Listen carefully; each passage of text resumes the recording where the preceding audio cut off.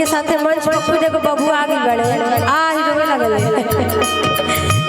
बबुआ के मम्मी बड़ी छलपी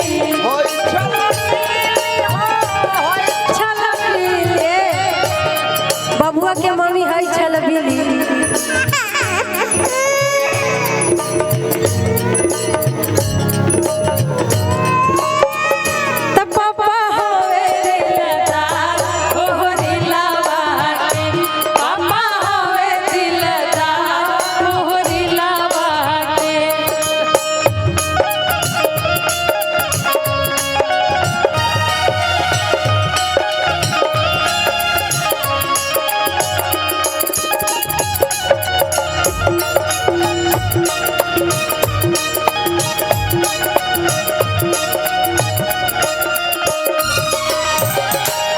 बबिया खातिर कहवा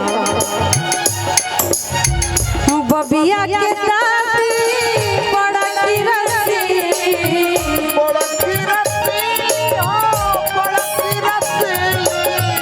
बुचिया के दादी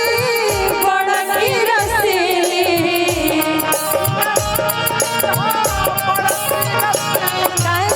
काहे के हुआ के बुढ़ा गइल बनी लेकिन फिर भी अपन फसल नहीं की छोड़ल तो उनके खातिर काहे के बा पेन्हली बुढ़ाई में साड़ी रंगीनी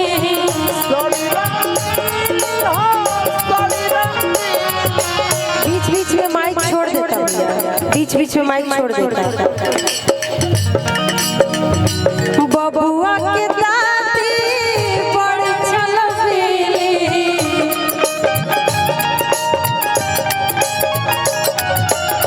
पेन्हली बुढ़ाई में साड़ी रंगीनी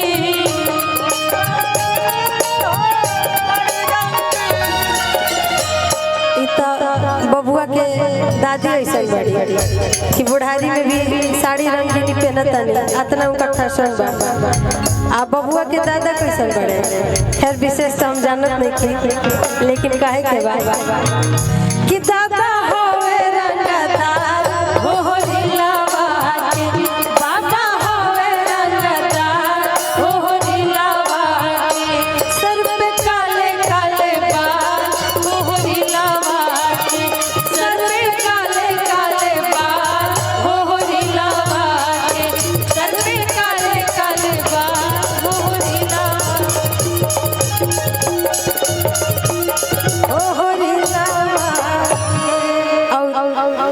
अभी मंच पे छोट छोट का बबुआ आई था तो उस समय मन के लिए सगावे के लेकिन आई अब फिर से सोहर कुछ मंगल गीत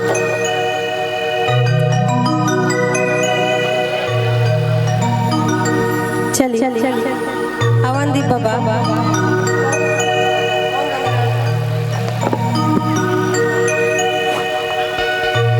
एक जनी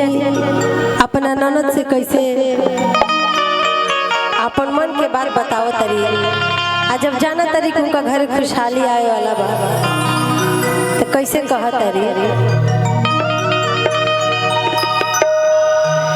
कि बोलाई बुनाना दो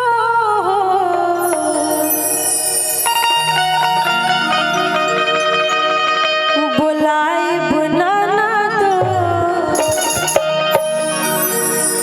हमरा बबुआ होता तोहरा के बोलाई बनाना दो हमरा बबुआ होता तोहरा के बोलाई बनाना दो हमरा बबुआ होता तोहरा के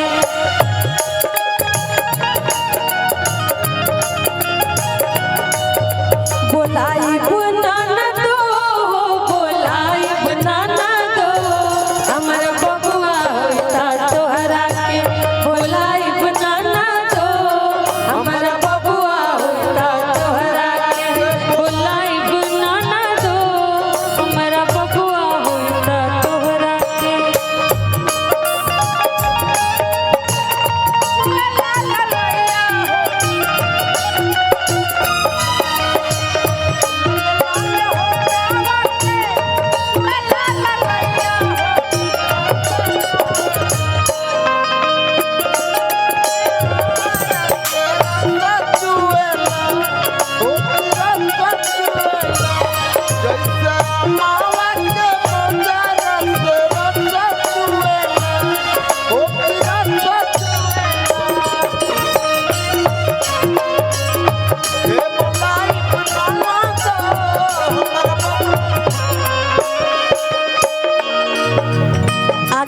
तारी कि जौन भी फुआ लोग के रस्म होखेला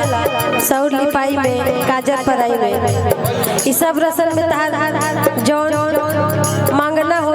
हम सब पूरा करब। कैसे सौर लिपाई में कंगना देबो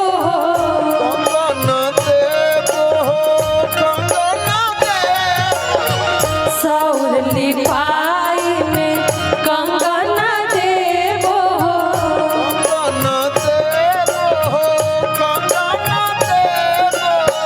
कंगन के धुन पर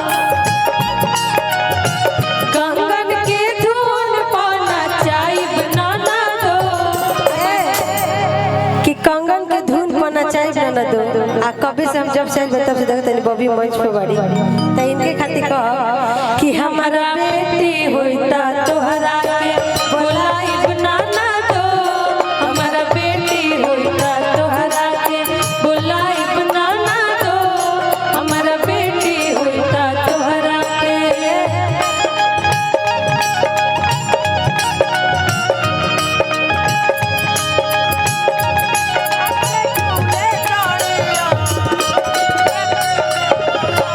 हमारे ओरिया कनिया जना पलमुआ हमारे ओरिया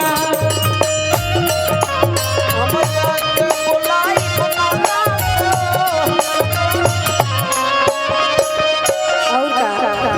कतना उनका मन में श्रद्धा बा। ऐसे तो कहल जाला कि औरत जब मेरा भी सुनी कि हमार ननद आए वाले बड़ी तो उनकर हार्ट बीट बढ़े लगेला दिल के धड़कन कि यहाँ राधा संपत्ति लेके जाएंगे तो कैसे कैसे जब उनका मन में श्रद्धा रहता है एगो बेटी के एगो बबुआ के